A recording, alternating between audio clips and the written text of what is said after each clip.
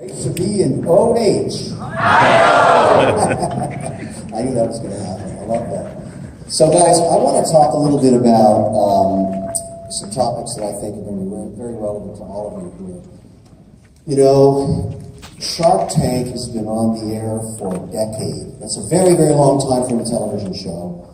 And most of them die after 5 years, and it's gone past its 200th episode. And we as Sharks, but in season 4, when Shark Tank was going geometric and millions of people were starting to watch it, you always hear the shark. So what happens to this company? No one's ever heard of Wicked Good Cupcakes. It airs on a Friday night at 9 o'clock.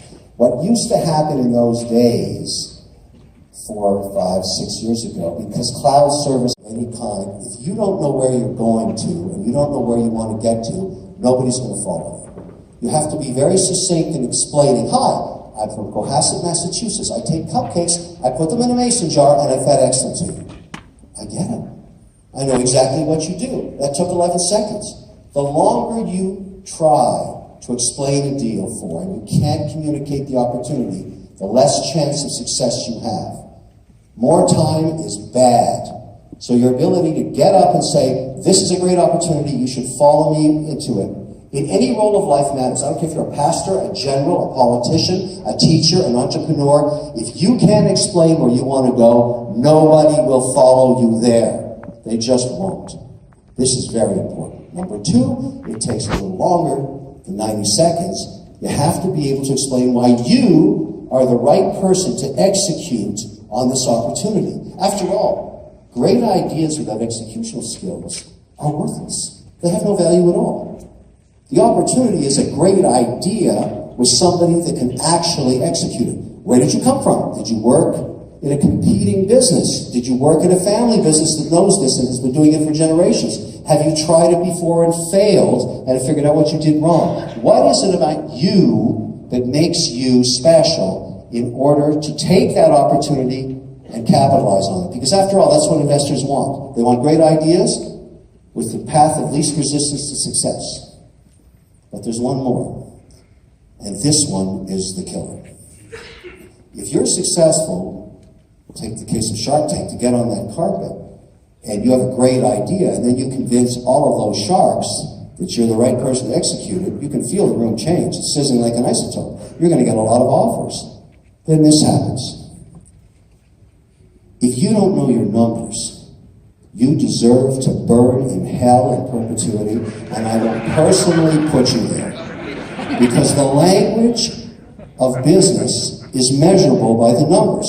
How big is the market? How fast is it growing? What are your gross margins? You heard on that tape that Tracy and Danny knew to the cent what their margins were on the large jar and the small jar. They understood exactly what their problem was, and they knew what the opportunity was to enhance their margins. They knew how many competitors they had. You have to know all of that. If all of those 3 come together, your probability of success in getting funded becomes geometrically high. Someone's going to write you a check.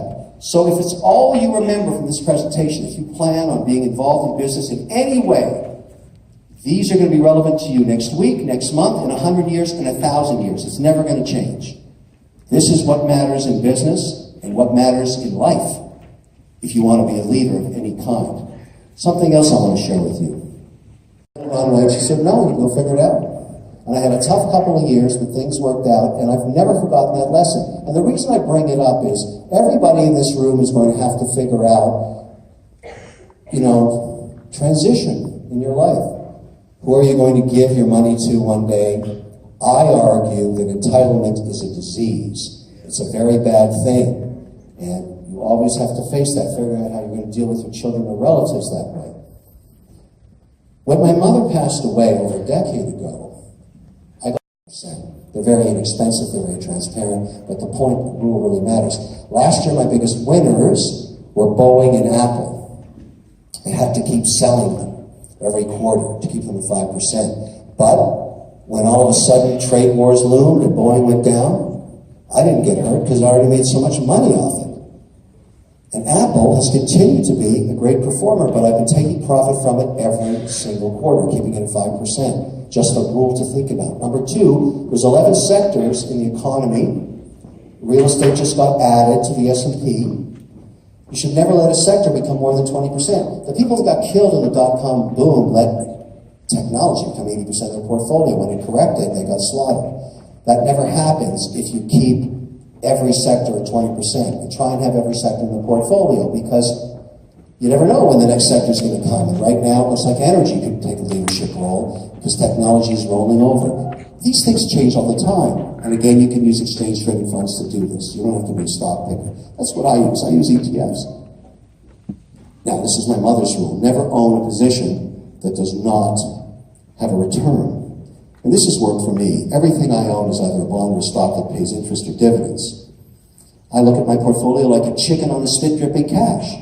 And I need that to live on because I never touch the principal. That was her big lesson to my brother and I.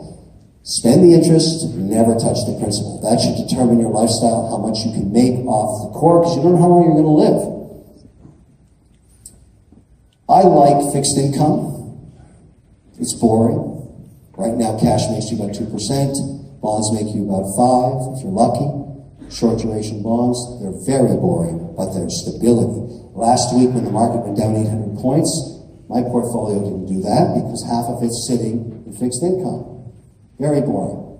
Returns are less, but stability matters the more you age. The whole idea of investing in your life is about preservation of capital. And as you pass the age of 40, you have to start coveting preservation above performance. I don't need to be the leader in terms of returns. I don't want the risk. I just want to preserve what I've got.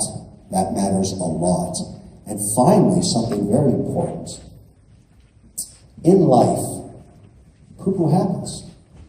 Everybody knows that. It happens to everybody. Catastrophic illness, car crash, business fails, relatives in trouble, whatever it is, you need liquidity. You've got to keep 10% in cash because that's going to save you when the tough times hit. You don't have to sell your house or your business or your stocks or whatever because you have some liquidity. I want to share a story with you and end on this because I talked about freedom, the idea of, if you're an entrepreneur, it's not about the greed of money. It was never about money. It's about the pursuit of personal freedom. To do the things that you want in your life because it has a finite time to it. I enjoy my work. I travel all week. I've got so many companies now, and I love working with my entrepreneurs, good, bad, and ugly, in terms of returns. And I love talking about this as a philosophy. That's why I'm here today. But you know, when I sold my first company in Boston, the learning company, it was a 4.